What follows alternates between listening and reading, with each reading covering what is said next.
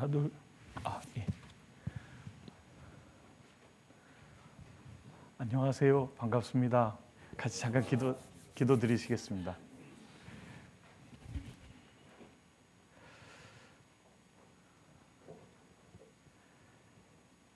저희를 사랑하시는 거룩하신 아버지 하나님, 주님의 그 귀한 은혜와 사랑에 감사를 드립니다.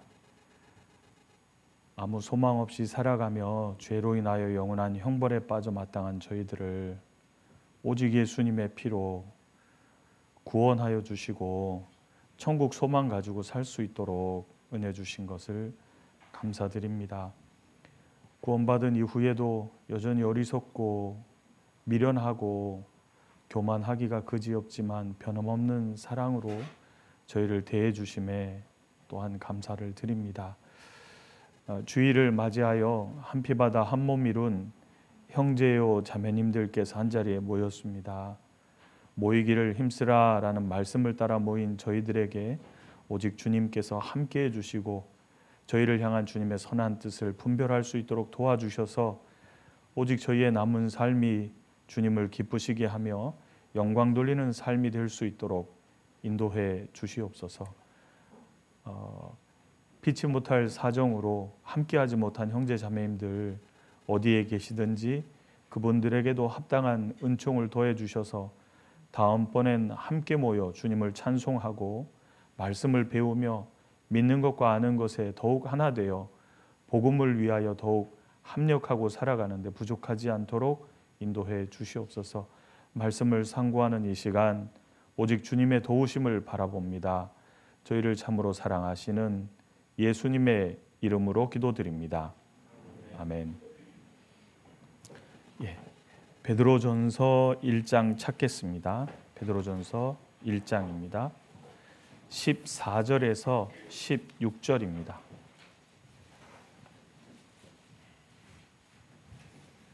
베드로전서 1장 14절에서 16절입니다.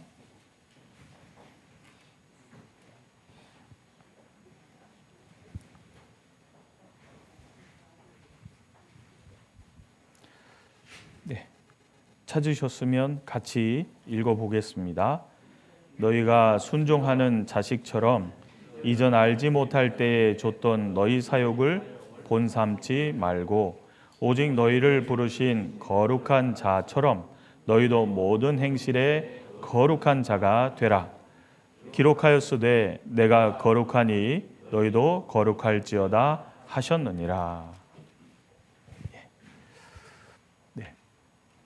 아이고 다시 인사드려야 되겠네요. 안녕하세요.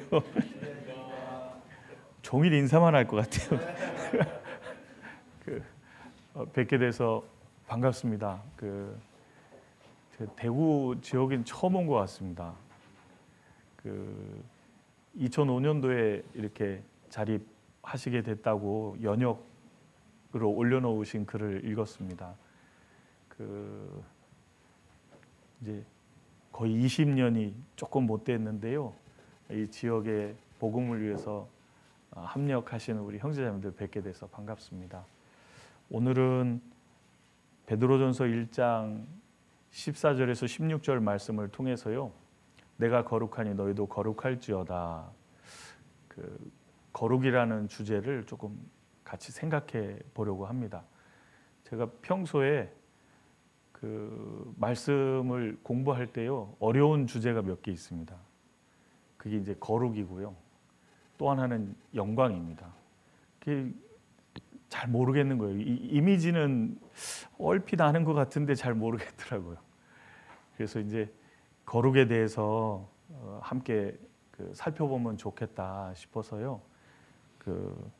이제 본문을 잡았습니다. 저희가 왜 살아있느냐 그럼 아마 잘 아실 겁니다. 전도를 위해서 저희가 살아있는데요. 우리 꼭 전도의 결실을 보고 싶지 않습니까? 결실을 보고 싶으면 이 주제를 잘 보셔야 됩니다. 왜냐하면 요한복음 17장에 예수님이 이런 말씀을 하셨습니다. 저희를 위하여 내가 나를 거룩하게 하오니 이는 저희로 진리로 거룩함을 얻게 하려 함이니이다. 이런 구절이 있어요. 예수님이 다른 사람들이 진리로 거룩함을 얻도록, 쉽게 얘기해서 구원받을 수 있도록 자신을 거룩하게 하셨다는 말입니다. 그 말은 우리의 전도에 결실이 있으려면 이 거룩이라는 주제가 굉장히 중요한 주제가 되는 겁니다. 그래서 이 주제를 오늘 이렇게 꺼내서요, 같이 한번 살펴보려고 합니다. 그 내용이, 거룩이라는 내용이 굉장히 많지만요, 이제 생각할 수 있는 시간까지 좀 생각해 보도록 하겠습니다. 지금 읽은 말씀에 보면 너희가 순종하는 자식처럼 이전 알지 못할 때에 쫓던 너희 사욕을 본삼지 말아라 그랬잖아요. 구원받은 성도들이 구원받기 이전의 모습을 본삼고 살 수도 있으니까 이렇게 말씀하신 겁니다. 그러시면서 거룩해야 한다라고 말씀하신 겁니다. 세상 종교는요, 아담에게 유전받은 타락된 본성을 갖고 있는 사람에게 거룩하라, 너가 이렇게 거룩하게 산다면 이렇게 해주겠다, 이런 요구를 하는 게 세상 종교입니다. 근데 성경의 하나님은 정반대예요. 왜냐하면요, 한 사람이 죄로 인하여 지옥 갈 운명에 있다가요, 그 구원함을 얻을 때, 구원이 죄사함과 의롭다 하심이잖아요.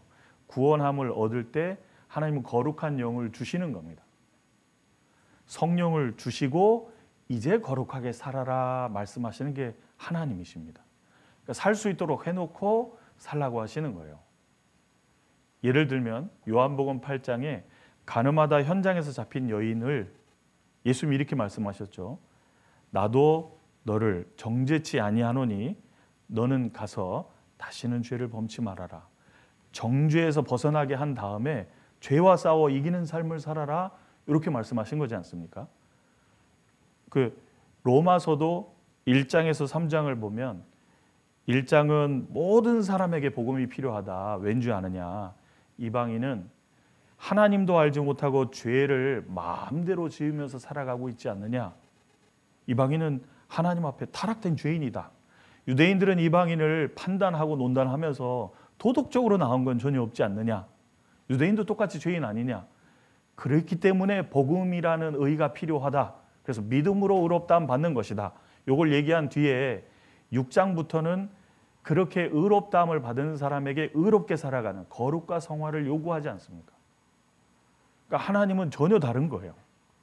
그것처럼 베드로전서도 이제 예수 그리스도의 죽으심과 부활하심으로 거듭난 성도들에게 거룩을 요구하고 있다라는 겁니다. 그러니까 성경은요, 세상 종교하고 완전 반대인 겁니다. 그래서 첫 번째, 본삼지 말아야 되는 것이 있다. 시편 1편에 복 있는 사람은 악인의 꾀를 좇지 아니하며 죄인의 길에 서지 아니하며 오만한 자의 자리에 앉지 아니하고, 먼저 안 해야 될 게 있잖아요. 똑같이 안 해야 될 게 있다. 이전에 사욕을 쫓던 삶을 본삼지 말아라. 부정을 딱 하고요. 그 다음에 이제는 너희 아버지가 거룩한 것처럼 너희도 거룩하라. 이렇게 요구하고 있다는 겁니다. 그 부분을 저희가 읽은 거예요. 예. 그래서 왜 구원받은 성도들이 거룩하게 살아야 됩니까? 본문은 16절에 하나님 아버지가 거룩하기 때문에 자식인 너희도 거룩하게 살아야 한다. 요구한다는 겁니다. 왜 구원받은 성도들이 선하게 살아야 할까요? 주는 선하사 선을 행하시기 때문에, 아버지가 선하신 분이기 때문에 선을 행해야 할 뿐 아니라, 우리는 구원받을 때 성령을 받았잖아요. 선한 생명입니다. 그 선하게 살아가야 되는 게 맞다, 그 말입니다. 그래서 요구하고 계시다라는 것을 알 수 있습니다. 그러면 거룩이라는 단어부터 조금씩 한 단계 좀 생각해 보겠습니다. 거룩이라는 단어는 그냥 이제 연구하려다 보니까 말씀드리는 겁니다. 이걸 다 기억하실 필요는 없습니다. 히브리 말로 카다시, 나누다, 분리하다, 자르다, 이런 뜻입니다. 히브리 말로 카다시. 형용사로는 카도시입니다. 거룩한. 명사로는 코데시입니다. 거룩. 이 히브리 단어가 헬라어로 번역되면서 하기오스라는 단어로 번역되는데요. 하는 무슨 뜻이냐면 부정사입니다. 아니다, 하. 게오스는 지구의 것이 그런 말입니다. 땅에 이런 뜻입니다. 땅의 것이 아니다. 무슨 말이냐면요. 비세속적이 되다. 그러니까 이 세상 것과 다르다 그 말입니다. 그런 뜻이 들어있는 겁니다. 그런 단어로 거룩이란 단어가 번역되어 있는 거예요. 그래서 창세기부터요 요한계시록까지 굉장히 중요한 주제가 거룩입니다. 왜냐하면 하나님이 거룩하시다라는 게 계속 있는 겁니다. 실은 창세기부터 요한계시록까지요. 하나님이 거룩하신 분인 게 쫙 흐르고 있는 거예요. 그래서 이 거룩이라는 주제가 성경 전체적으로 계속 나오고 있는 거다라는 걸 말씀드린 겁니다. 그러면 이 단어가 쓰일 때 창세기 2장에 보면 하나님이 일곱째 날을 하나님이 거룩하게 구별했다는 말도 나오거든요. 그건 하나님이니까 이제 거룩인데 사람에게는 언제 처음 이제 쓰이게 되는지 그 부분부터 보겠습니다. 하나님이 거룩이라는 단어를 말씀하실 때 사람에 대해서는 이스라엘 백성에게 쓰셨습니다. 이스라엘 백성에게 어떻게 쓰기 시작했냐면요. 네 번째 재앙 아시죠? 이스라엘을 애굽에서 빼내실 때 네 번째 재앙. 네 번째 재앙이 뭐죠? 파리 때 재앙 때요. 하나님이 이렇게 말씀하셨습니다. 애굽의 전 지역과 고센 땅을 구별하여 내가 고센 땅에는 파리 때가 없도록 하겠다. 그때 구별이라는 말씀을 처음 쓰셨어요. 구별하여. 왠지 아십니까? 애굽에 있는 모든 신은 진짜예요, 가짜예요? 가짜고 이스라엘의 하나님 여호와가 참신이라는 걸 명확하게 보여주는 의미로 구별입니다.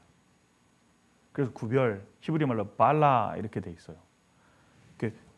애굽 땅과 고센 땅을 딱 구별시키는 겁니다. 그게 출애굽기에 보면 8장에 딱 나옵니다. 9장에 보면 다섯 번째 재앙이 또 뭐죠? 피계, 이파, 악. 생축이 병드는 거잖아요. 그렇죠? 생축 얘기를 하실 때도 이스라엘 생축하고 애굽 생축하고 하나님이 구별하신다 그랬어요. 그래서 이스라엘 생축은 한 마리도 안 죽습니다. 그래서 이스라엘의 하나님이 참신이라는 걸 정확하게 뚜렷하게 보여주는 그런 의미의 구별이 쓰이게 됩니다. 그리고 장자 죽이는 재앙 때 애굽에 있는 모든 초태생은 다 죽잖아요. 이스라엘의 초태생은 죽어요, 안 죽어요? 안 죽는 길을 주시잖아요. 그렇죠? 그래서 그때도 구별, 이스라엘의 하나님이 참신이라는 걸 명확히 보여주는 구별이라는 단어가 쓰이게 됩니다. 그런 다음에 출애굽기 33장 보겠습니다. 이렇게 얘기하시는 거예요. 출애굽기 33장.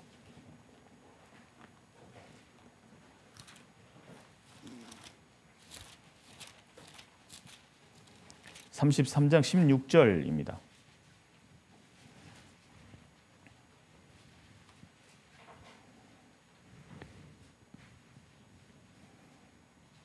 같이 읽어볼까요?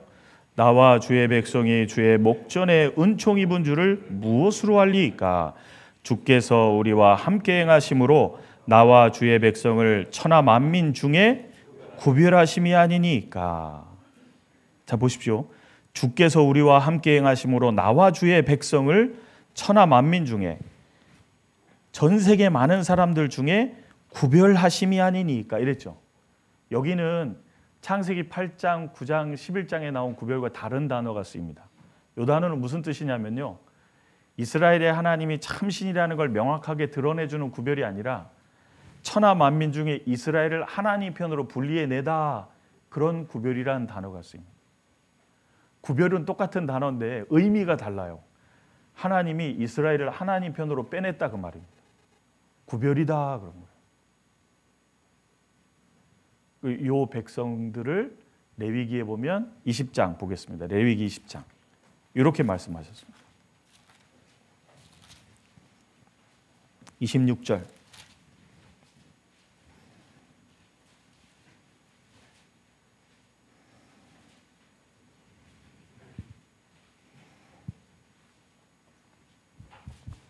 (20장 26절) 같이 읽어볼까요? 너희는 내게 거룩할지어다. 이는 나 여호와가 거룩하고 내가 또 너희로 나의 소유를 삼으려고 너희를 만민 중에서 그거 봐요. 너희로 나의 소유를 삼으려고 주님의 소유로 삼는, 그러니까 천하 만민 중에 주님의 것으로 분리해낸, 잘라낸, 나누어 버린 백성이 이스라엘이 되는 겁니다. 그러면서 구별하였음이니라 이렇게 나옵니다. 그래서 하나님 편으로 분리해내다, 구별이라는 단어가 쓰였고요. 그들에게 레위기 11장에 오늘 읽은 베드로전서 1장 14절에서 16절에 보면 레위기 11장 44절 45절을 인용한 구절이 쓰인 겁니다. 그러면서 레위기 11장에 가서 내가 거룩하니 너희도 거룩할지어다 이렇게 인용하시게 된 겁니다. 그러니까 그 사이에 하나님의 백성 이스라엘을 명확하게 이스라엘의 참 하나님이라는 걸 드러내게 하고, 그리고 하나님이 자기 소유를 삼으려고 그들을 분리해내서 분리된 그들에게 거룩하라 이렇게 명령하셨다는 겁니다. 좀 이해되십니까? 그 이스라엘 백성이 딱 그 하나님의 백성이라고 딱 그 보여주게 된 거예요. 그러면서 레위기 11장 열어보겠습니다. 오늘 읽은 베드로전서가 인용된 구절입니다.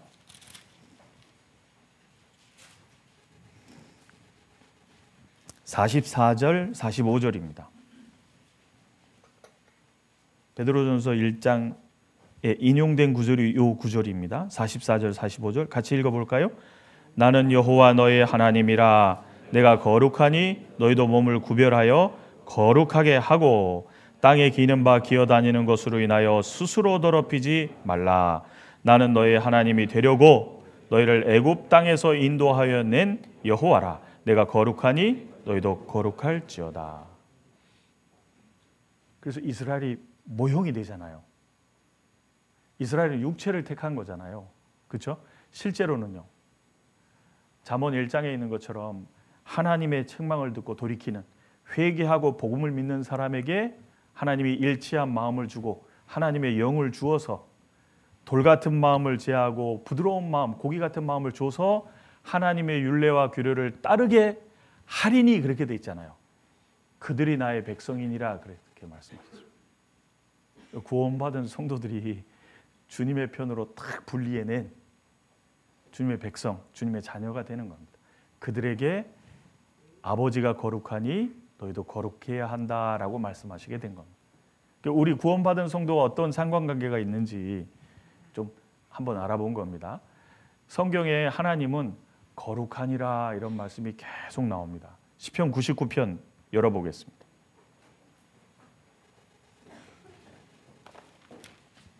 시편 99편입니다. 3절입니다.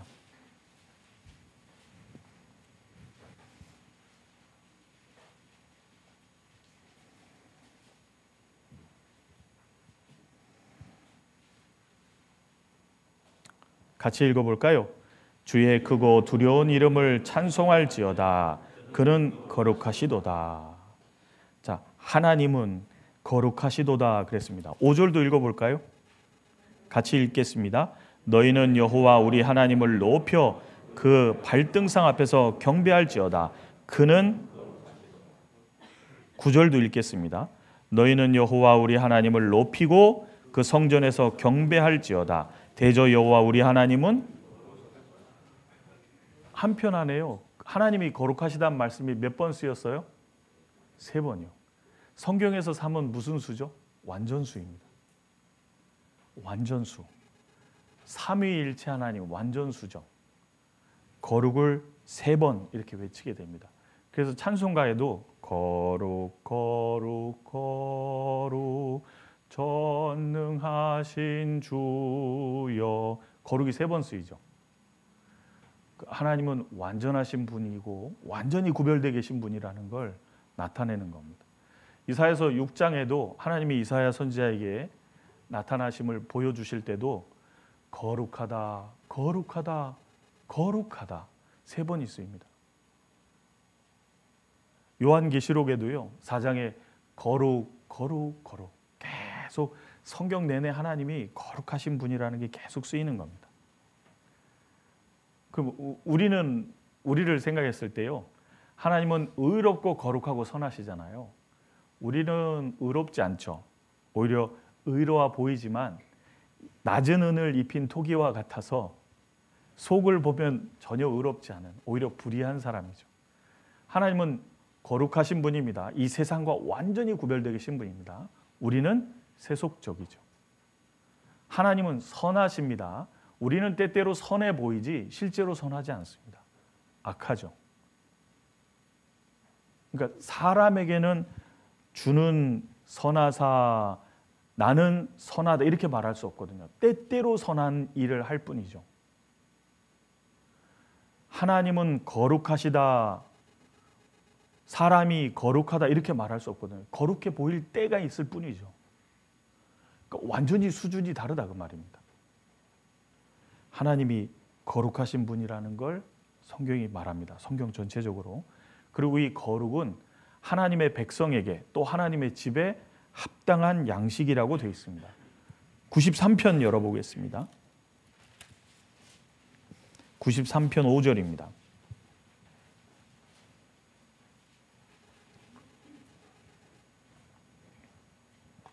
같이 읽어볼까요?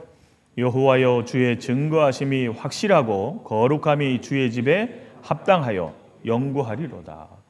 주의 증거하심이 확실하고, 주의 증거라는 말은 하나님의 말씀이 우리에게 증거해 주신 거잖아요. 말씀을 뜻하는 단어이기도 합니다. 주의 증거의 말씀이 확실하다는 말입니다. 거룩함이 주의 집에, 하나님의 집에 합당할 뿐 아니라 이건 영원한 규례다 그 말입니다. 과거에도 그랬고 지금도 그렇고 앞으로도 그렇습니다. 자, 이걸 왜 생각해 보냐면요. 구원받은 성도가 신앙생활에 실패할 때가 있거든요. 실패의 근본적인 원인이 뭐냐? 그러면 실은 거룩입니다. 거룩에서 실패하는 겁니다. 이 거룩은 구원받은 성도에게 그 어떤 하나님의 뜻보다 제일 먼저 나오는 뜻이라는 겁니다.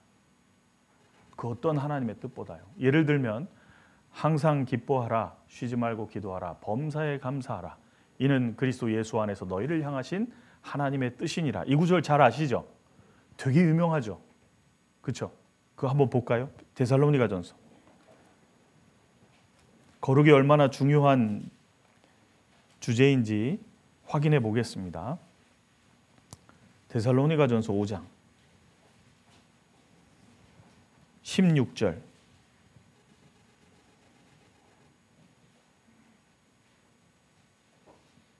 제가 읽어볼게요. 항상 기뻐하라, 쉬지 말고 기도하라, 범사에 감사하라. 이는 그리스도 예수 안에서 너희를 향하신 하나님의 뜻이니라. 맞죠? 되게 유명하잖아요. 근데 이 하나님의 뜻보다 그 앞에 다른 뜻이 또 나옵니다. 15절 맨 뒤에 보면 항상 손을 쫓으라. 그보다 앞에 있죠. 또 있습니다. 14절 끝에 보면 모든 사람을 대하여 오래 참으라. 이것도 하나님 뜻이다 그 말입니다. 13절 맨 뒤에 보실까요? 너희끼리 화목하라. 이게 전부 하나님 뜻인 겁니다. 우리를 향하신. 맞죠? 근데 이 5장에 나온 그 어떤 것보다도 제일 앞에 나온 게 뭐냐? 4장입니다. 4장 3절. 같이 읽을까요?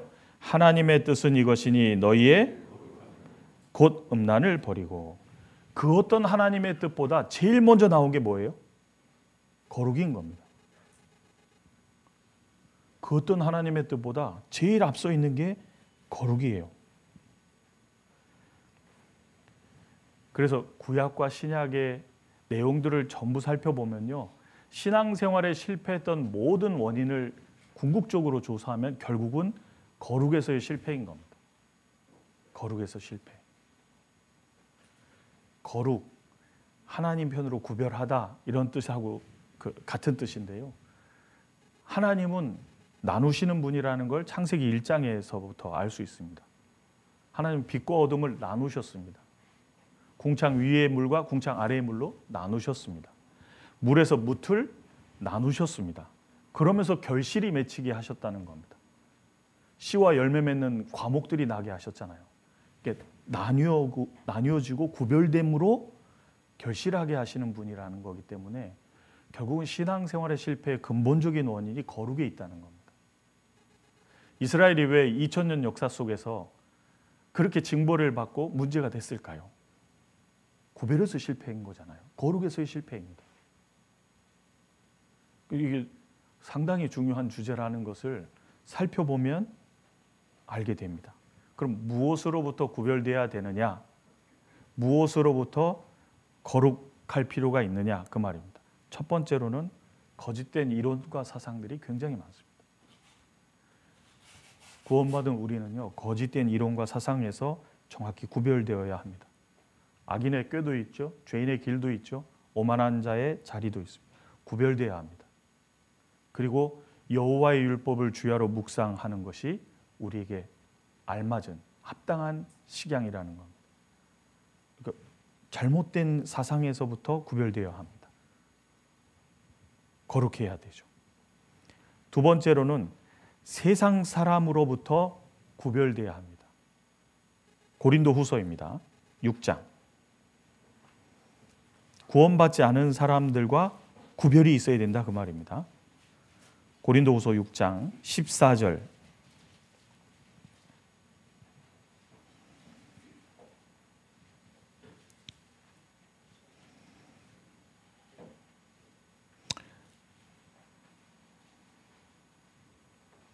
(14절부터) (18절까지) 같이 읽어볼까요? 너희는 믿지 않는 자와 멍에를 같이 하지 말라. 의와 불법이 어찌 함께하며 빛과 어두움이 어찌 사귀며 그리스도와 벨리알이 어찌 조합되며 믿는 자와 믿지 않는 자가 어찌 상관하며 하나님의 성전과 우상이 어찌 일치가 되리요. 우리는 살아계신 하나님의 성전이라. 이와 같이 하나님께서 가라사대 내가 저희 가운데 거하며 두루 행하여 나는 저희 하나님이 되고 저희는 나의 백성이 되리라 하셨느니라. 그러므로 주께서 말씀하시기를 너희는 저희 중에서 나와서 따로 있고 부정한 것을 만지지 말라. 내가 너희를 영접하여 너희에게 아버지가 되고 너희는 내게 자녀가 되리라. 전능하신 주의 말씀이니라 하셨느니라. 구별되라는 걸 말하잖아요. 거듭나지 않은 사람들과 구별돼서 살아야 될 필요가 있다라는 걸 말합니다. 그리고 거짓된 종교와도 구별돼야 합니다. 이 거룩이란 말이 하나님 편으로 따로 떼어놓다 이런 말도 있거든요. 뜻이요. 세속적이지 않다라는 뜻도 있지만 하나님 편으로 따로 분리시켜 놓다라는 뜻도 있습니다. 그리고 또 죄로부터도 구별돼야 합니다. 죄에서부터도 구별돼야 돼요. 그러니까 무엇으로부터의 거룩, 구별돼야 될 필요가 있느냐? 거짓된 사상, 세상 사람들하고도 그리고 거짓 종교하고도 그리고 내 삶 속의 죄와도 구별돼야 된다는 겁니다. 거룩의 개념을 이해할 수 있도록 주신 책이 실은 레위기거든요. 그 거룩의 개념을 보면 섞으면 안 된다는 거예요. 레위기 19장 열어보겠습니다. 섞으면 안 됩니다. 레위기 19장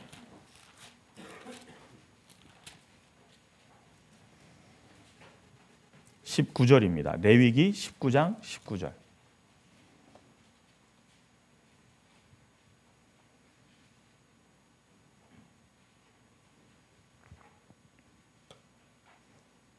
(19절) 같이 읽어볼까요? 너희는 내 규례를 지킬지어다. 내 육축을 다른 종류와 교합시키지 말며 내 밭에 두 종자를 섞어 뿌리지 말며 두 재료로 직조한 옷을 입지 말지며. 하나님께서 말씀하셨습니다. 내 규례를 지킬지어다. 지키라 하셨어요. 그러시면서 섞지 말라고 하신 겁니다. 육축을 다른 종류와 교합시키지 말라. 섞지 말라. 밭에 두 종자를 섞어 뿌리지 말아라. 옷을 만들어 입을 때도 두 재료를 섞어 입지, 섞어 직조해서 입지 말아라. 섞지 말아라입니다. 섞지 말아라. 그 열왕기 상에 보면요, 그 솔로몬의 범죄로 나라가 둘로 나뉘게 되지 않습니까? 르호보암과 여로보암, 남유다의 르호보암, 북이스라엘의 여로보암. 여로보암은 자신의 정치적인 생명을 위해서요, 이스라엘의 하나님이 제정하신 절기와 비슷하게 섞어버렸습니다. 예루살렘에 안 가도 된다. 베델과 단에 제단을 세워놨으니까 거기 가서 제사해라. 하나님께 제사하는 거다. 그리고 금송아지 우상을 만들어 놓고 이게 하나님이다. 섞어버렸다 그 말입니다. 그래가지고 이스라엘만 망한 게 아니죠. 남유다도 똑같은 우상 숭배 때문에 망하잖아요. 이게 섞는 게요, 하나님이 제일 싫어하는 겁니다. 섞으면 실패하는 거예요. 그 사이비 이단들이 왜 나오냐 하면요, 비슷하게 뭘 하나 섞는 겁니다. 자기 개념식으로 이렇게 딱. 로마 카톨릭 아시죠? 로마 카톨릭. 원래 다신교의 나라였는데 이게 313년에 밀라노 칙령으로 콘스탄틴 황제가 모든 종교를 인정한다라는 칙령을 내리니까 기독교도 인정해 주는 게 됐어요. 그러면서 태양신을 정말 좋아하던 다신교의 나라였는데 어떻게 됐냐면 성경에 보니까 하나님도 태양이래. 예수님도 돋는 해로 온다 그랬고 나중에 의로운 해로 또 오느라네. 그 태양이야. 그리고 섞어버렸거든. 그래서 성당에 가면 항상 동그란 태양 문양이 다 있습니다. 모든 성당에 다 있습니다. 섞은 거예요. 싹 섞은 겁니다. 그래가지고 313년부터 590년까지 로만 카톨릭이라는 게 딱 자리 잡게 되잖아요. 쓱쓱 섞은 겁니다. 진짜 로만 카톨릭은요, 전 세계 이단 중에 최고예요, 최고. 섞으면 안 된다 그 말입니다. 레위기 19장은 섞지 말라 그랬어요. 그리고 레위기 18장도 보실까요? 18장 23절.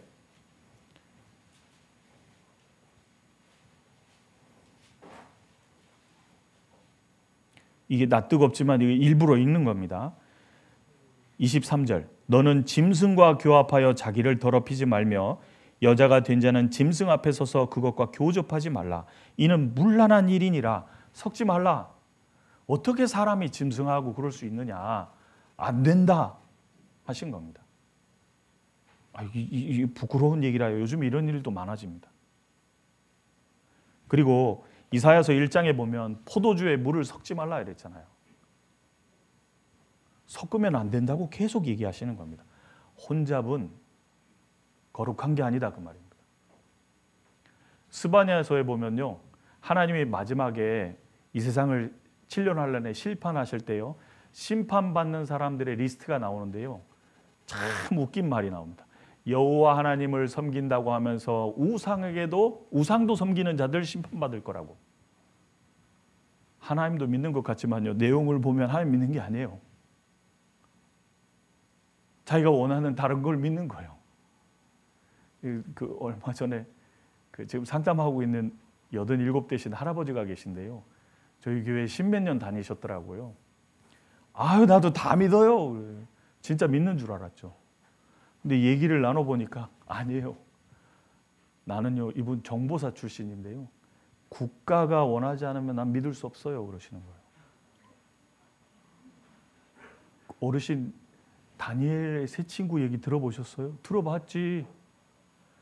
세 친구가 왕의 말을 그렇게 잘 듣던 충성스러운 신하였는데 우상에게 절하라 그랬을 때 세 친구가 어떻게 했죠? 모르겠는데. 왕이시여 이 일에 대하여 우리가 더 이상 말할 것이 없습니다. 우리는 우상에게 절할 수 없습니다. 왕이 화가 나가지고 말을 그렇게 잘 듣던 신하들이 갑자기 말을 안 듣는 거예요.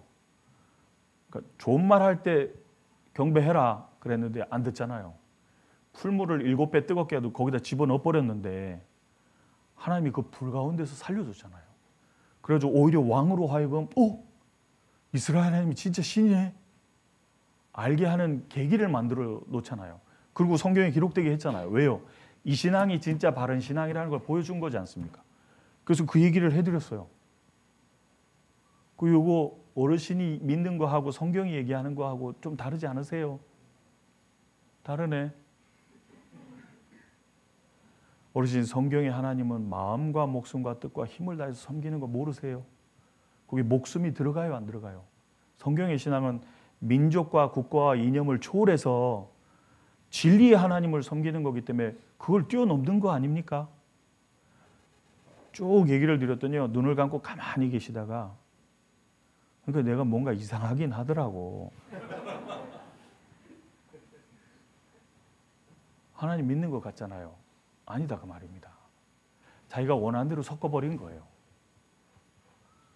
그리고 죽는 날까지 잘못한 게 있을 때 회개해야 천국 간다고 그러시더라고. 그러니까 아이고야, 자기 원하는 대로 싹 바꾸는 겁니다. 성경대로가 아니라 자기가 좋아하는 개념으로 싹 바꾸는 거예요. 그게 안 된다 그 말입니다. 섞으면 안 되는 거예요. 요한계시록 2장에 보면 두아디라 교회에 대해서 말씀하실 때 7교회 아시죠? 요한계시록 2장과 3장에 7교회 그 순서 외우실 수 있으세요? 못 외우셔도 돼요. 제가 외우는 방법 알려드릴게요. 따라해 보세요. 에서버, 두사빌라. 교회는 이 빌라에 살아요. 에서버, 두사빌라. 왜일까요? 에베소 교회. 서머낙 교회. 버가모 교회. 두아디라 교회. 사대 교회. 빌라델비아 교회. 그 다음에 뭐겠어요? 라오디게아 교회. 이렇게 외우세요. 에서버 두사빌라. 몇 동 몇 호에 살아요? 물으면 안 돼요. 에서버 두사빌라. 두아디라 교회는요, 잘한 게 많았어요. 근데 하나님께, 예수님께 책망을 듣습니다. 왜요? 이세벨의 교훈을 받아들였잖아요. 섞어버렸다 그 말입니다. 책망받잖아요. 섞으면 안 된다 그 말입니다. 하나님이 제일 싫어하는 거예요. 섞는 것은 혼잡되는 것이고 거룩에서 벗어나는 거예요. 그럼 책망하시는 겁니다. 섞으면 안 된다라는 거예요. 거룩의 개념은. 쉽게 얘기하면 그렇습니다. 그리고 거룩과 관련하여 우리가 주의해야 될 점 2가지를 말씀드리면요. 거룩이 세상과의 단절을 말하는 건 아니다라는 겁니다. 왜냐하면 우리가 이 세상에 왜 존재하죠? 전도해야 됩니다. 그러면 세상 사람들과 단절하는 거냐? 아니다 그 말입니다. 전도하기 위해서 사랑하는 마음으로 대해야 되는 거예요. 그렇죠? 우리 청년 중에 어떤 한 그 분이요, 직장 생활 하다 보니까 직장 생활이 전부 구원 안 받은 분들이 있잖아요. 그렇죠? 구원 안 받은 분들은 전도서에 보면 평생에 미친 마음을 품고 살아가다가 죄 짓고 살잖아요. 그렇죠? 근데 불의한 게 많이 보이니까요, 어떻게 저럴 수 있어? 막 그러고 너무 속상한 거예요. 그래서 상담받으러 왔어요. 아니 어떻게 이럴 수가 있습니까? 부장님은 이러고요, 과장님은 이러고요. 세상에 어쩜 이럴 수 있습니까? 그래서 어떻게 하면 좋을까요? 그랬더니 이거 고소해야 되지 않냐고. 이게 많이 안타까우셨네요. 근데 고소한다고 바뀔까요? 예수님이 뭘 원하실까요? 예수님은 그런 사람들을 일단 안을 깨끗하게 해서 정말로 변화될 수 있도록 구원받을 수 있게 도우시지 않았습니까? 그렇죠? 우리가 해야 될 일이 뭐예요? 고소하고 그들이 깨끗하게 될 수 있도록 외부를 깨끗하게 뜯어 고치는 게 아니다 그 말입니다. 구원받은 성도들은 그런 불의를 볼 때 저렇게, 우리도 구원 안 받았으면 똑같았을 겁니다. 그게 당연하다고 생각했을 거예요. 구원받아서 그게 보이는 것뿐이에요. 그렇잖아요? 그분들은 성결의 대상이 아니라 구원의 대상인 거잖아요. 맞죠? 그분들은 성결의 대상이 아니에요.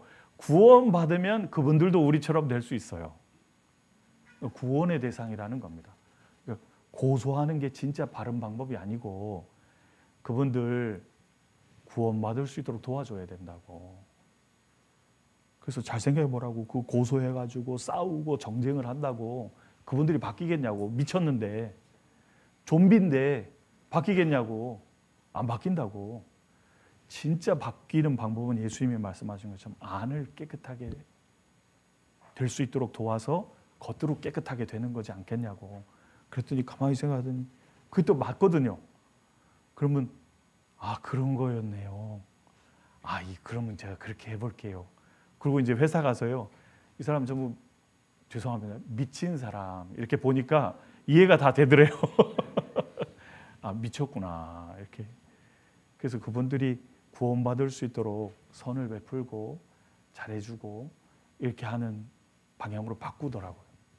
주님이 그렇게 하셨잖아요. 그래서 거룩에 관련해서 조심해야 되는 건, 그들 중에서 나와서 따로 있으라는 말은 분리돼서 단절돼서 살으라는 말은 아니다. 그들을 전도해야 되기 때문에 형식적으로 관계를 유지하는 가운데 전도하기 위해서 손을 내미는 건 반드시 필요하다는 겁니다. 근데 구원받은 성도가 달에도 비유되어 있잖아요. 교회가 달에도 비유되어 있지 않습니까? 달은 지구와 너무 가까워져도 안 되고요, 너무 멀어져도 안 됩니다. 때때로는 이건 어떻게 해요, 저건 어떻게 해요 물을 수밖에 없어요. 왜냐하면 이게 세상과 가까워지는 일이면 하면 안 되거든요. 또 세상과 너무 멀어지는 일이도 그것도 하면 안 되거든요. 그러니까 늘 기도하는 가운데 주님 이게 합당할까요? 묻고 행해야 되는 것이 맞다 그 말입니다. 그래서 세상과 단절이 아니다. 만약에 단절해야 되는 거면요, 교회를 수도원이나 절간처럼 만들어야 되거든요. 종만 치고 말도 없이 다니는 거예요. 누가 오면 그러는 게 아니잖아요. 교회는 주님의 뜻을 배우고 공급을 받고 세상으로 나갔다가 또 다시 모여서 주님의 뜻을 다시 배우고 마음과 생각을 바로 잡고 주님의 뜻을 따라서 또 세상으로 나가고 자꾸 왔다 갔다 해야 되거든요. 그래서 단절이 아니다라는 겁니다. 또 하나는 구원받은 사람은 타락된 본성이 아예 없어졌다라고 생각하면 안 된다는 겁니다. 갈라디아서 5장에 너희는 성령을 쫓아 행하라 그리하면 육체의 욕심이 없어지리라가 아니죠. 육체의 욕심이 이루지 아니하리라잖아요. 있다 그 말입니다. 그런데 중심을 잡고 성령의 인도하심을 따라서요, 육체의 욕심이 이루어지지 않고 하나님의 뜻을 따라서 나아갈 수 있도록 하는 거다. 그러니까 육체의 타락된 본성이 없어진 것이 아니다라는 겁니다. 있다 그 말이에요. 있어요, 없어요? 있습니다. 그래서 거룩을 생각했을 때 오해할 수 있는 두 가지. 세상과의 단절을 말하는 게 아니다. 우리의 죄성도 없어진 게 아니다. 있다. 그 가운데서 싸우는 거다라는 거. 싸우는 거예요. 그리고 레위기 11장 아까 45절 인용됐잖아요. 레위기 11장을 통해서 거룩의 개념을 조금 더 이해해 보겠습니다. 레위기 11장입니다.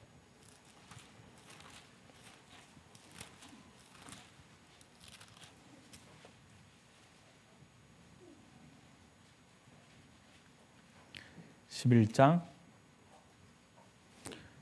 3절입니다.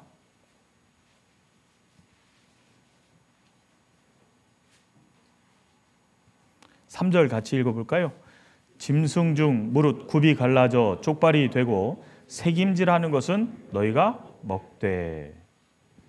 자, 레위기가 어느 시점에 기록됐는지를 생각해 보면 이게 또 교훈이 됩니다.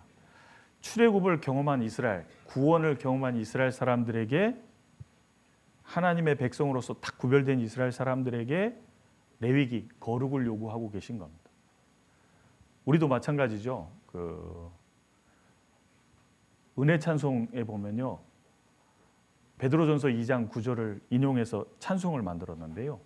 너는 택한 족속이요 왕같은 제사장이며 거룩한 나라 하나님의 소유된, 그 다음에 뭐죠? 그렇죠. 하나님의 소유된 백성이 됐잖아요. 하나님의 백성이 된 사람들에게 거룩을 요구하시는 것이다 라는 것을 알 수 있습니다. 거룩은 아무에게나 요구하는 게 아니에요. 먼저 구원을 받아서 하나님 편으로 구별되고 하나님의 백성이 된 그 사람에게 거룩을 요구한다는 겁니다. 그 사람들에게 거룩을 요구한 내용이 첫 번째, 짐승 중에서는 굽이 갈라져 쪽발이 되고, 새김질하는 것은 정하다, 그것이 거룩한 것이다, 그 말입니다. 이게 뭘 얘기하는 걸까요? 정한 짐승, 부정한 짐승을 나누기 위함이 아니라는 것은 예수님이 말씀하셨습니다. 왜냐하면 먹는 것은 사람을 더럽게 하는 게 아니다, 말씀하셨죠. 왜냐하면 먹은 거는 먹고 소화돼서 뒤로 나가잖아요. 그 사람 마음에 들어가는 건 아니거든요. 그럼 이거 뭘 얘기하려는 것이냐? 우리 구원받은 성도들의 합당한 삶의 모습을 가르쳐 주려고 하는 겁니다. 굽이 갈라지고는 뭐예요? 구별된 삶을 사는 겁니다. 세상 사람과 구별된 삶. 그래서 시편 1편 1절에 복 있는 사람은 악인의 꾀를 좇지 아니하고 죄인의 길에 서지 아니하며 오만한 자의 자리에 앉지 아니하고 세상 사람과 달리 구별돼서 딱 산다, 그 말입니다. 그 다음에 뭐예요? 오직 여호와의 율법을 즐거워하여 그 율법을 주야로 묵상하는 자로다. 성경이 말하는 거룩은 도덕적으로 깨끗하게 살아요가 아닙니다. 구별됐을 뿐 아니라 뭐예요? 주님의 말씀을 묵상함으로 주님이 주시는 힘과 영혼의 양식, 그 힘을 받아 살아가는 것이 거룩한 겁니다. 간혹 보면 저도 깨끗하게 살아요라고 하지만 말씀을 안 보거든요. 묵상 안 하거든요. 말씀이 주는 힘을 얻지 못하거든요. 그건 거룩이 아닌 겁니다. 왜냐하면 쪽발이 되어도 새김질하지 않는다면 그거는 부정하다 그랬잖아요. 거룩은 두 가지가 같이 있어야 됩니다. 구별된 삶, 또 뭐예요? 새김질. 이 새김질이 필요하다는 겁니다. 새김질. 소가요, 건강할수록 새김질하는 횟수가 많답니다. 그래서 소 사는 사람들이요, 그 소가 새김질하는 걸 1분을 딱 카운트를 한답니다. 뭐 70번 한다 그러면 안 산대요. 건강한 건 거의 100번 정도 한답니다. 건강한 건요. 풀을 먹는데 힘이 장사잖아요, 소가. 그렇죠? 말씀을 잘 먹으면요, 말씀에 힘을 얻는 사람은 영혼에 힘이 있어요. 주님이 말씀을 그래서 준 거거든요. 거기서 힘을 얻고 하나님의 선한 뜻을 분별하고 위로도 얻고 얻을 것이 많기 때문에 주신 거지 않습니까? 그래서 이 거룩은 구별된 삶과 새김질, 묵상이 반드시 있어야 된다는 겁니다. 묵상이. 시편 19편에 보면 다윗이 나의 입술의 모든 말과 내 마음의 묵상이 주님께 연락되기를 원합니다. 묵상은 나도 이런 거 생각했어요, 뭐 이런 단순한 게 아니고요. 하나님의 말씀을 하나님이 뜻하신 대로 잘 씹어 먹고 힘을 얻을 때 주님이 이걸 기뻐하실 뿐 아니라 뭐예요? 받으시는 거예요. 잘했다. 잘했다. 주님의 목적이 딱 맞잖아요. 그래서 구별된 삶과 묵상이 있을 때 이것이 거룩이다라는 걸 가르쳐주는 부분인 겁니다. 거룩과 관계가 있는 겁니다. 그 다음에 9절 볼까요? 9절.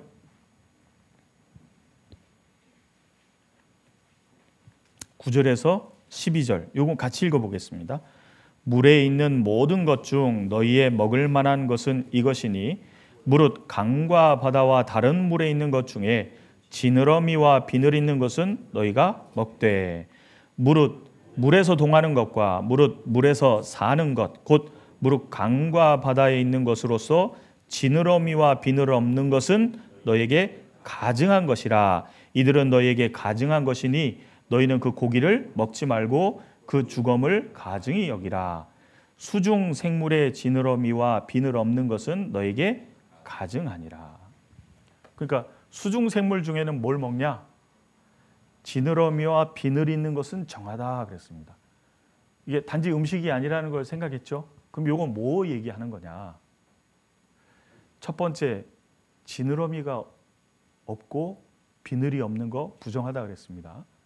비늘은 무슨 의미가 있을까요? 비늘은요, 보호 장구입니다.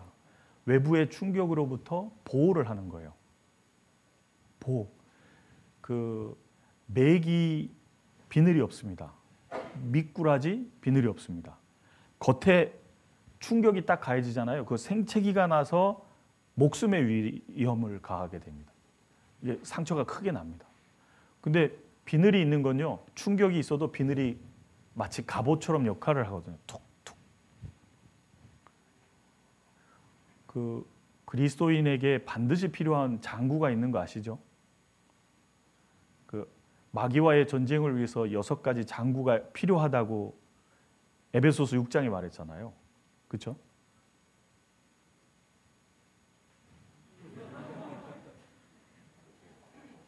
이게 너무 당연한 걸 제가 말씀드려가지고 그런 거군요. 그 중에 믿음의 방패가 있잖아요. 사도 바울이요, 로마 감옥에 갇혀 있을 때 쓴 거거든요. 근데 사도 바울이 관찰력이 얼마나 좋았냐면요, 로마 군병들의 장구를 보면서 신앙적으로 정확히 교훈을 얻은 거예요. 신앙적으로. 그 중에 믿음의 방패가 있는데, 로마 군인들, 당시의 로마 군인의 방패는 다른 시대 방패랑 좀 틀립니다. 로마 군인의 방패는 가죽 방패입니다. 불화살을 쐈기 때문에 가죽 방패를요, 물에 적셔요. 그리고 불화살 날아올 때 딱 막으면요, 화전이 어떻게 돼요? 소멸되거든요. 그리스도인에게 믿음의 방패가 필요하다라는 걸 정확히 교훈받은 겁니다. 그리스도인에게 필요 있어요, 없어요? 있다 그 말입니다. 베드로전서 4장에는요, 예수 그리스도께서 고난을 받으신 것처럼 너희도 같은 마음으로 갑옷을 삼으라 그랬습니다. 인생은 어차피 고생을 위해서 났다. 어려움은 겪는 거다. 어떤 어려움이 있어도 예수 그리스도께서 받으신 고난을 생각하고 갑옷을 딱 삼아 놓으면 그 다른 고난 괜찮습니다. 근데 그게 없으면 무슨 문제가 되냐면, 왜 나에게 이런 고난을 주시나요? 왜 나만 미워해? 막 그러면서 이럴 수 있잖아요. 아니다 그거예요. 구원받은 모든 성도들은 같은 고난을, 형태와 상황은 다르지만 같이 받습니다. 오죽하면 찬송이 있잖아요. 왜 나만 겪는 고난이냐고. 그 다음에 뭐예요? 불평하지 말아요. 그렇죠? 나만 겪는 게 아니에요. 다 겪어요. 갑옷이 있어야 되잖아요. 비늘이 그 역할이다 그 말이에요. 그렇죠? 그리고 지느러미에는요, 이 신기한데요, 지느러미 있는 물고기는 항상 물을 거슬러서 올라가는 거 아십니까? 지느러미 있는 것은요, 물이 흘러내려가면 지느러미 있는 거, 비늘이 있고 지느러미 있는 건 다 거슬러 올라갑니다. 물은 세상이죠. 세상을 거스르는 것이 그리스도인이잖아요. 그렇죠? 옆에 지느러미는 방향을 잡습니다. 왜요? 우리는 방향이 있어요. 천국을 향한 나그네잖아요. 주님을 기쁘시게 하고자 하는 목적이 있잖아요. 영광 돌리려는 목적이 있잖아요. 우리는 방향을 잡는다 그 말입니다. 잠깐 어질하면서 방향을 놓치더라도 다시 이내 세상을 거스르면서 그 길을 간다 그 말입니다. 우리는 방향이 있는 거예요. 그리고 꼬리 지느러미, 추진력이죠. 뚫고 올라가는 거예요. 우리 목사님 계신데요. 목사님 그 열왕기상 성경 아카데미 해주신 게 있어요. 거기 보면 그 목사님이 다윗의 유언 중에 대장부가 되라, 그게 너무 마음에 남아 있어요. 주님은 우리가 대장부가 되길 원하잖아요. 그렇죠? 어떤 어려움이 있어도 주님의 뜻을 행하고 그의 일을 이루는 것에는 물러나지 않는 겁니다. 그게 지금도 생생하게 남아 있거든요. 우리는 어려움이 와도 뚫고 올라가는 겁니다. 굴하지 않는 거예요. 우리 예수님이요, 이 땅에 오셨을 때 유대인들이 예수님을 얼마나 죽이려고 했어요. 얼마나 미워했습니까? 속으로 얼마나 판단했습니까? 근데 판단받고 미움받고 죽이려고 하는 모든 걸 다 하시면서도 거기에 굴하신 적이 없어요. 우리 예수님 진짜 대장이잖아요. 우리 대장 예수. 겁쟁이 제자들이요, 예수님이 잡히시던 날 전부 도망갔잖아요. 예수님이 죽으심과 부활하심으로 구원받고 나서는 어떻게 됐어요? 전부 예수님 따라서 대장부가 되잖아요. 물러나지 않는 겁니다. 죽인데도 물러나지 않고 주님을 따라 쫙 가는 거예요. 방향을 잡고 쫙 추진력을 얻어서 주님을 향해서 쫙 가는 겁니다. 이게 거룩이다 그 말입니다. 근데 비늘 없고 지느러미가 없는 것들의 움직임을 잘 보면요, 방향성이 없어요. 미꾸라지 움직이는 거 보셨어요? 잡으면 어때요? 아무데로나 움직여요. 아무데로나. 근데 지느러미가 있고 비늘이 있는 건 항상 일정하죠. 그게 거룩이다 그 말입니다. 주님 보실 때 기뻐하시는 거룩인 거예요. 그리고 이런 부분도 있습니다. 20절입니다. 20절. 날개가 있고 네 발로 기어다니는 곤충은 너희에게 가증하되 오직 날개가 있고 네 발로 기어다니는 모든 곤충 중에 그 발에 뛰는 다리가 있어서 땅에서 뛰는 것은 너희가 먹을지니. 자, 날개가 있고 네 발로 기어다니는 것 다 가증하다. 날개가 있는데 기어다녀요. 가증하다, 그 거룩이 아니다 그 말입니다. 그런데 여기 보세요. 모든 곤충 중에 그 발에 뛰는 다리가 있어서 땅에서 뛰는 것은 너희가 먹으라. 어려움이 와도 하나님의 약속을 의지하고 뛰어넘는 겁니다. 뛰어넘는 거예요. 시편 찾아보겠습니다. 이거 잡아놓으시고 시편 119편.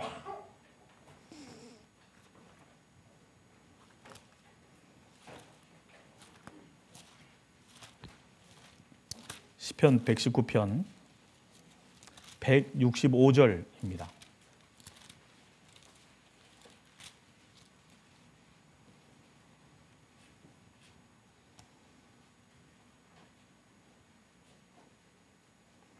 같이 읽어볼까요? 주의 법을 사랑하는 자에게는 큰 평안이 있으니 저에게 주의 법을, 말씀을 사랑하는 자에게는 큰 평안이 있대요. 왜요? 말씀의 약속을 의지해서요. 장애물이 와도 주님 의지하고 탁 뛰어넘는 겁니다. 주님 의지하고 뛰어넘는 거예요. 그것이 정하다 그러신 겁니다. 그 주님의 말씀을 의지하고 주님의 역사를 바라면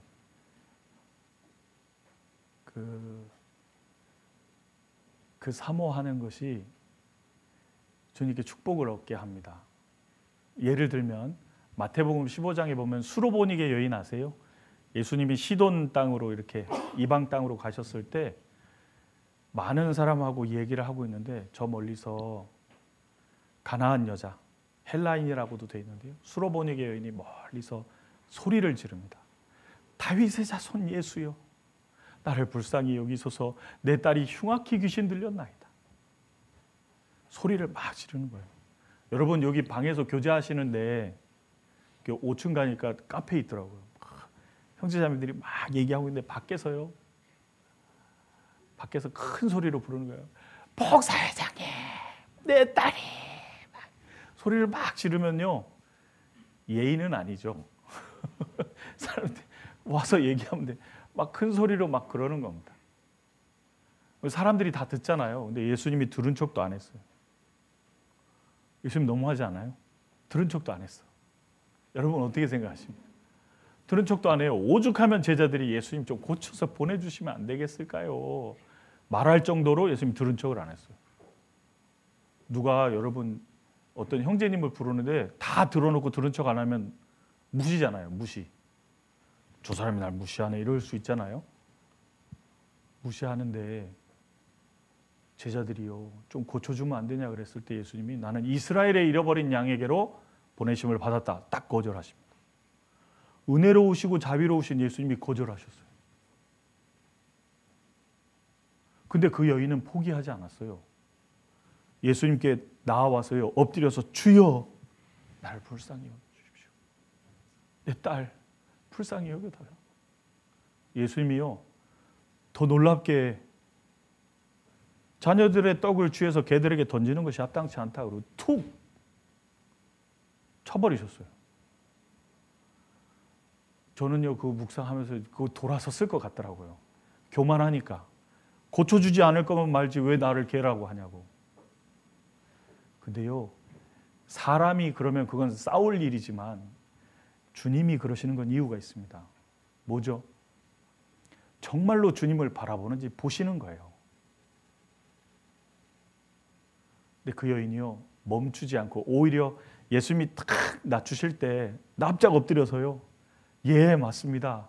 하지만 개들도 주인의 상에서 떨어지는 부스러기는 먹지 않습니까? 주님, 제발 조금이라도 좋으니 축복을 내려주십시오. 주님 탁 붙들잖아요. 그때 예수님이요, 오, 한국말에는 없어요. 감탄사가 있습니다. 오 여자여, 내 믿음이 크도다. 내 믿음대로 될지어다. 즉시로 나왔어요. 주님이 지켜보신 거예요. 정말 주님 바라고 나오는지요, 일종의 테스트잖아요.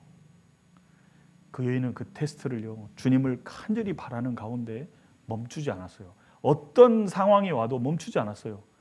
그저 주님이 나를 불쌍히 여겨달라고. 주님 딱 의지하고요, 붙드니까요, 주님이 너무 기뻐하시면서 즉시로 그 마음의 소원을 해결해 주셨어요. 주의 법을 사랑하잖아요. 주님을 바라고 멈추지 않을 겁니다. 내 가족들 왜 지금 구원이 안 되냐고요. 내가 원하는 때 되는 게 아니고요, 주님의 때에 되잖아요. 그렇죠? 주님은 더 놀라운 영광을 보여주시기 위해서요, 주님은 미루실 수도 있잖아요. 내가 원하는 때 되는 게 아니다 그 말입니다. 주님의 뜻하신 때, 정확히 주님의 때에 이루어지지 않습니까? 찬송의 주님의 시간에 주의 뜻 이루어지리 기다려 하루하루 살 동안 주님 인도하시리 주 뜻 이룰 때까지.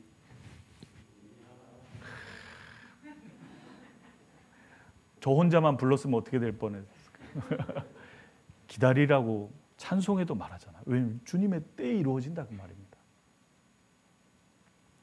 그래서요, 주의 법을 사랑하는 자에게는 큰 평안이 있습니다. 주님 반드시 이루어주거든요. 반드시. 내가 원하는 때, 내가 원하는 스타일대로는 아닐지라도 주님 반드시 들어주시잖아요. 그 바울이요, 로마에 가서 전도하려고 로마서를 기록할 당시에요, 몇 번이나 가려고 했는데 때마다 막혔다. 그렇게 원했었습니다. 근데 결국은 하나님이 들어주셨습니다. 어떻게 해요?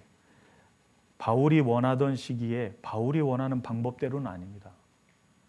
로마로 압송되잖아요. 미결수의 죄수의 몸으로 쇠고랑을 차고 로마에 가게 됩니다. 바울은 기뻤어요. 왜냐하면 기도하던 것이 이루어졌거든요. 내 모습은 이러더라도 상관없다 그 말입니다. 그래서 사도행전 28장에 읽어보면요, 보디올이라는 이탈리아 그 항구에 딱 당도했을 때 성도들이 나와서 맞았다고 돼 있어요. 거기 성도들이 있었어요. 그리고 쭉 아비오 가도를 따라서 쫙 올라갈 때요, 로마에서 나온 성도들을 딱 만나고요, 마음에 큰 힘을 얻어서 로마로 들어가서 전도하기 시작했습니다. 주님이 이곳에도 성도님들을 많이 함께 기도하고 동역할 수 있는 분들을 많이 주셨구나. 힘을 얻고요, 로마로 들어가서 2해 동안 미결수니까요, 가택연금 상태이지만 자유롭게 전도하게 됩니다. 기뻐했다고요. 그래서 주의 법을 사랑하는 자는 어려운 상황과 환경을 약속으로 의지하고 딱 넘는 겁니다. 딱 넘는 거예요. 그래서 뛰는 달이 거룩하다, 정하다 말씀하신 겁니다. 사무엘하 찾아보겠습니다. 사무엘하 22장.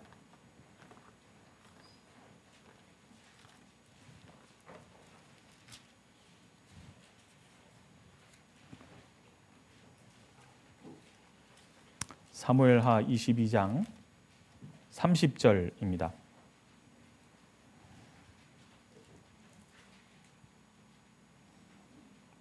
같이 읽어보겠습니다. 내가 주를 의뢰하고 적군에 달리며 내 하나님을 의지하고 뛰어넘는 거예요. 앞에 장애물들을요, 뛰어넘는 겁니다.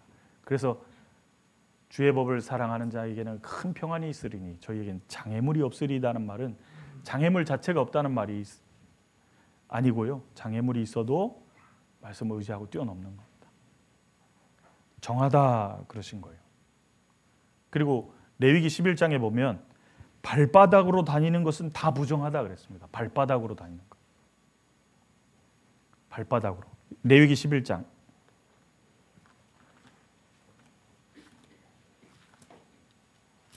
아까 표현해 주신 분들은 유익하시겠습니다. 11장 27절 같이 읽어볼까요? 네 발로 다니는 모든 짐승 중 발바닥으로 다니는 것은 다 내게 부정하니 그 주검을 만지는 자는 저녁까지 부정할 것이며. 이게 거룩하지 않은 거다 그 말입니다. 발바닥으로 다니는 것 부정하다. 네. 왜일까요? 그 성경에 신발에 대한 교훈이 참 많은데요. 그 중에 이 발바닥과 관련된 게 있는데 이게 뭐냐 하면요. 이스라엘이 이사야 성경과 예레미야에 보면 비참한 삶이 됐을 때 신발이 벗겨지고 맨발이 됩니다. 저희 집회 때마다 이스라엘이 2차 세계대전 당시에 어떤 핍박을 받았는지 보지 않습니까? 그때 이스라엘이 학살 수용소에 도착하면 남녀가 구별되죠.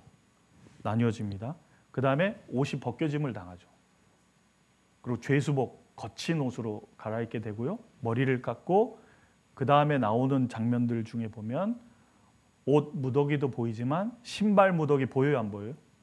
보입니다. 이스라엘이 하나님의 말씀을 불순종해서 징벌받을 때요. 비참한 운명이 될 때 신발이 벗겨집니다. 맨발바닥이 됩니다. 그와 같은 장면이 이사야에서 예레미야에 계속 나옵니다. 너희 맨발이 될 거니까 주의해라. 우상숭배 멈춰라 그랬는데 싫어 나 계속 할 거야 그래가지고 바벨론에 의해서 맨발이 되잖아요. 신발이 벗겨집니다. 그 바벨론까지 맨발로 포로로 끌려가잖아요. 그들의 삶의 권리와 그들의 삶의 모든 것이 아주 비참해질 때 맨발이 되는 것이 성경에 나와 있어요. 누가복음에 보면 탕자가 아버지의 소유를 들고 나갔다가 예나 지금이나 경제관념이 없는 채로 돈이 많이 생기면 이거 잘 지켜요, 못 지켜요? 금방 잃어버려요. 그리고 아주 비참해집니다. 그리고 탕자가 돌아올 때 그 모습을 잘 보십시오. 아버지가 먼저 보고 입 맞추고 그 다음에 가장 좋은 옷을 갖다 입혀라. 옷을 바꿔주죠. 구원해 오십니다. 그렇죠? 입 맞추고 옷을 입히고 그 다음에 뭐예요? 손에 가락지를 끼우고 발에 벗은 발에 신을 신겨줘라. 주님이 비참한 우리, 죄와 허물로 영원한 형벌에 빠져 마땅한 우리를 신발을 탁 신겨주는 거예요. 복음으로 우리를 위로해 주실 뿐 아니라 영원한 위로죠. 우리에게 복음으로 신을 딱 신겨주는 거예요. 주님이 신을 신겨줬기 때문에 이 복음의 신을 어디든지 신고 다녀야 되는 겁니다. 근데 맨발로 다녀요. 부정하다 그 말입니다. 가족들에게 전도하고 친구들에게 전도하고 내 주변에 있는 사람들 전도하는 그것이 거룩이다 그 말입니다. 근데 발바닥으로 다녀요. 주님이 신겨준 복음은 온데간데 없어지고 그게 거룩하지 않은 거다 그 말입니다. 우리에게 복음의 신을 신겨주신 주님이 계시잖아요. 그 신을 신고 다녀야 되죠. 그래서 에베소서 6장에 평안의 복음에 예비한 것으로 신을 신고 이렇게 돼 있잖아요. 신이잖아요. 복음이 신이잖아요. 우리를 복음으로 구원해 주시고 영원한 위로를 주시고 잃어버렸던 하나님의 영광의 권리를 다시 찾아주잖아요. 그것이 신고 다녀야 되잖아요. 우리 교회가요 이렇게 전국에도 많이 생겼지만 해외에 지금 900개가 넘거든요. 어떻게 이렇게 됐는지 잘 아시죠? 처음에요 이렇게 몇 군데 없을 때 형제자매들이 멀리서도 그 교회당을 가서요 신앙생활을 했거든요. 그러다가 신앙이 자라니까 어떻게 된지 아시죠? 우리 언제까지 일로 올 거냐? 우리 지역에 복음 전해야 되지 않냐? 그래가지고 이렇게 자립한 거잖아요. 그렇죠? 그래가지고 복음의 신을 신은 형제 자매님들이 자기 처한 곳 주변 막 전도하려고 하다 보니까 교회가 많이 생겼습니다. 90년대 쫙 교회들이 생기기 시작했거든요.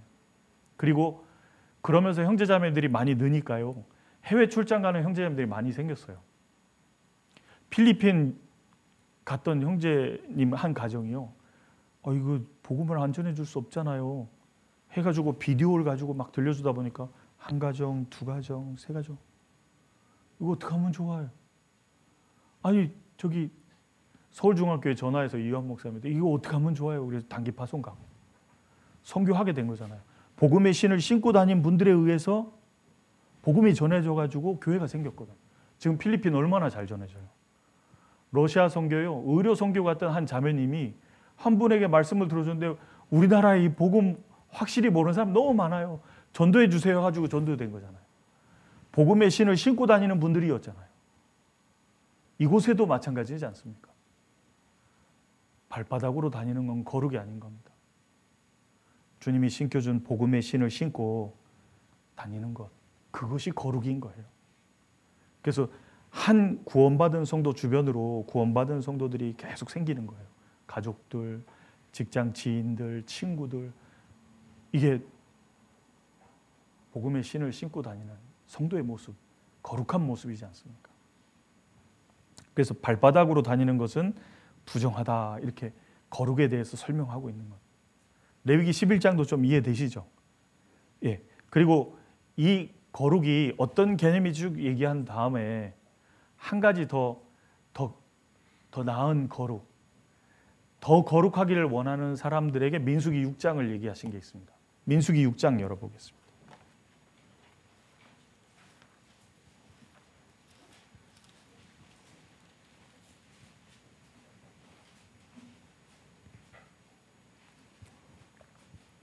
민수기 6장 1절 2절입니다.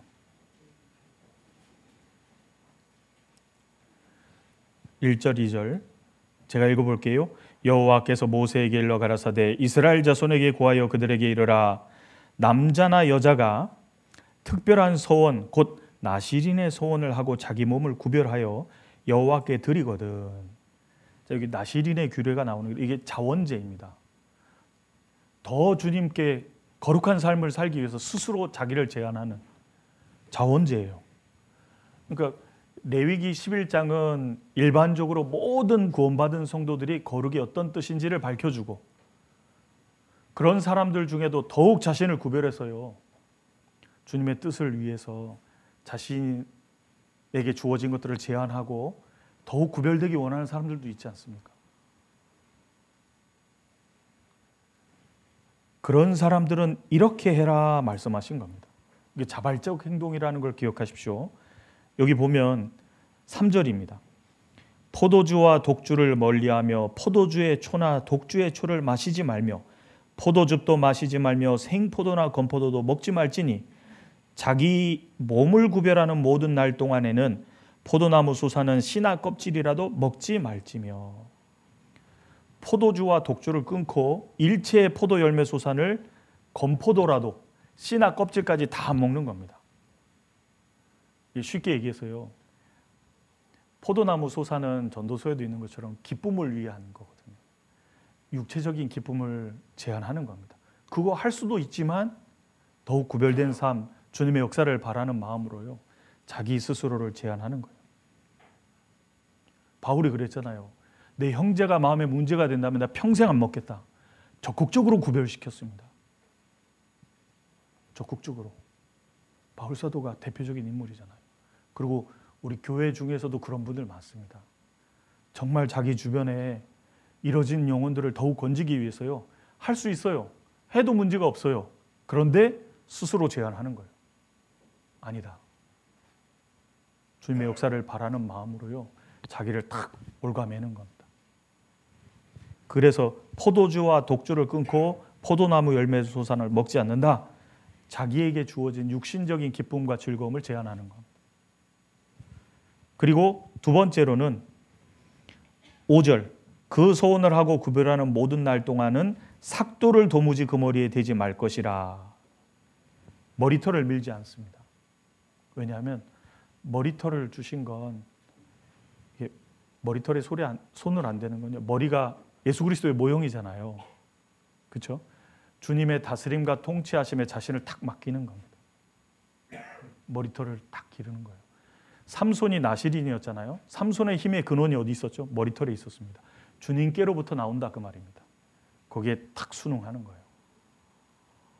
주님의 다스림 속에 자신을 딱 맡기는 겁니다. 어떤 상황이 와도 기쁘게 받아들이고 그 상황을 모면하지 않고 정면으로 대응해서 헤쳐나가는 겁니다. 머리털을 밀지 않습니다. 그리고 6절입니다. 자기 몸을 구별하여 여호와께 드리는 모든 날 동안은 시체를 가까이 하지 말 것이요 그 부모 형제 자매가 죽은 때라도 그로 인하여 몸을 더럽히지 말 것이니 이는 자기 몸을 구별하여 하나님께 드리는 표가 그 머리에 있음이라. 시체를 가까이 하지 말라. 부모 형제 자매라고 할지라도 가까이 하지 않는 겁니다. 인정줄에 묶이지 않는다 그 말입니다. 구별하는 겁니다.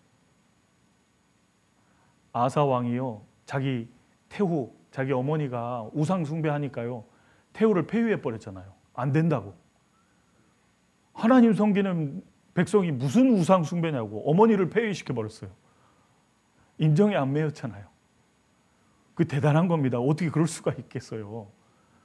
근데 탁 끊어버리는 거예요. 백성들에게 악영향을 미치는 거를요, 그냥 탁 끊어버리는 거예요. 아주 인정에 딱 매이지 않고요, 하나님만 딱 의지해서 살아갔다 그 말입니다.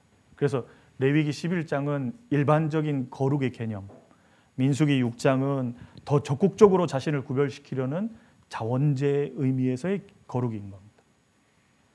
그래서 거룩히 구별하면 생기는 결과가 뭐죠? 아까 말씀드린 것처럼 주님께 귀하게 쓰임받는 삶이 됩니다. 디모데후서입니다.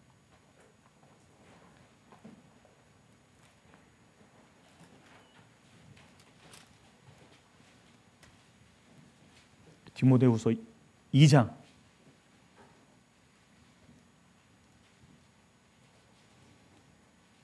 20절 21절 같이 읽어볼까요?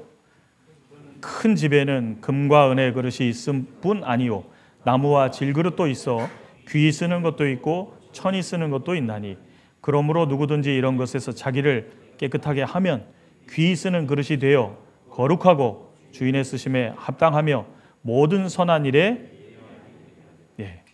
여기 보세요.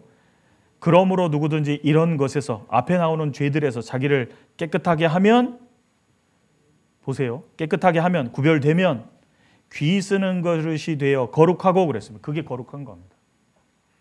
거룩하고 주인의 쓰심에 합당하며 모든 선한 일에 예비함이 되리라. 주님께 더욱 쓰임받는 귀한 일꾼이 될 수 있는 겁니다. 그래서 이게 거룩이라는 주제가 아주 중요해지는 거예요.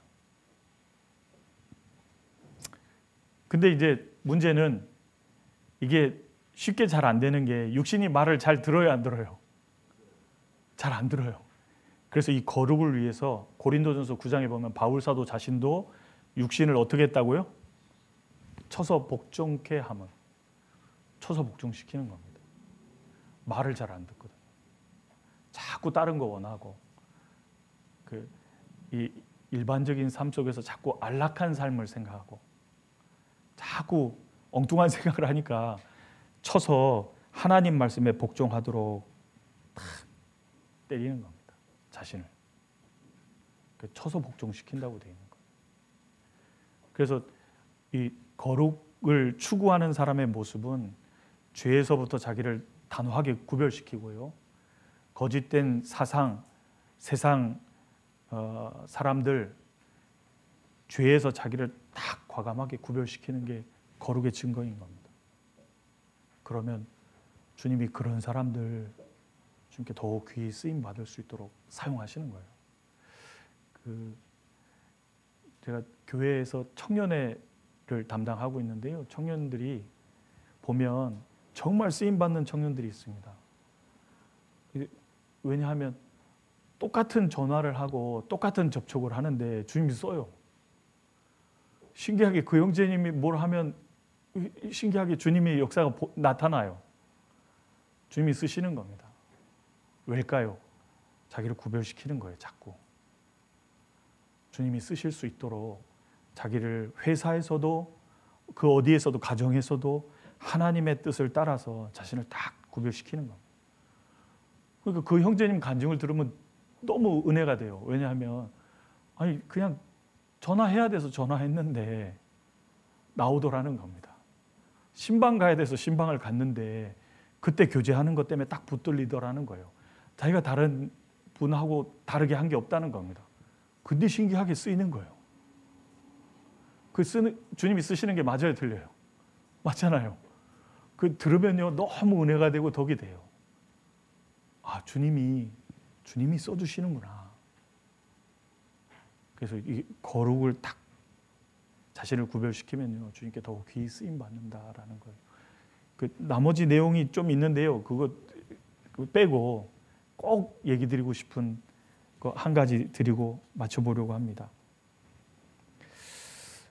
그 세상 사람들은 행복을 추구합니다. 구원받은 성도들도 행복을 추구하긴 합니다.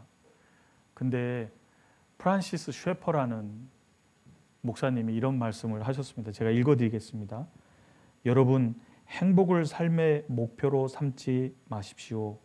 그것은 불신자들도 구할 수 있는 것입니다. 예수 믿지 않는 자들도 행복을 삶의 목표로 갖습니다. 그것은 그리스도인이 구할 바가 못됩니다. 미국의 그리스도인의 문제는 거룩을 구하지 않는 데 있습니다. 행복을 구하지 거룩을 구하지는 않는다는 겁니다. 우리는 이 땅에 주님의 백성들입니다. 주님의 사람으로 주님이 빼내신 거예요. 우리에게 정말 필요한 게 있습니다. 주님의 역사를 보기 위해서. 그것이 바로 베드로전서 1장 15절 16절에 나온 내가 거룩하니 너희도 거룩할지어다. 거룩을 추구하는 것이 우리에게 합당하다는 겁니다. 그런 삶을 살아가려고 나아갈 때 주님이 우리를 더욱 쓰셔서 이 시대의 많은 영혼들을 주님께로 인도할 수 있도록 역사해 주실 겁니다. 예수님의 말씀을 기억하십시오. 내가 저희를 위하여 나를 거룩하게 하오니. 주님도 자신을 거룩하게 하신 연고가 저희로 진리로 거룩함을 얻게 하려 함이니이다. 다른 사람들의 구원을 위해서 자신을 거룩하게 했던 겁니다.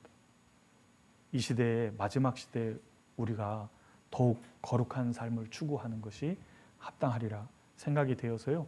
오늘 거룩에 대해서 생각해 봤습니다. 이게 너무 잘 들어주셔가지고요. 제가 몸둘 바를 모르겠습니다. 계속 이렇게 쳐다봐가지고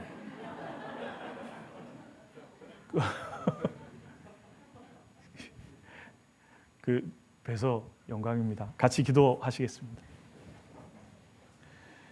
저희를 변함없이 사랑하시는 아버지 하나님 감사합니다. 이렇게 어리석고 미련하고 더러운 저희를 먼저 복음으로 불러주셨습니다.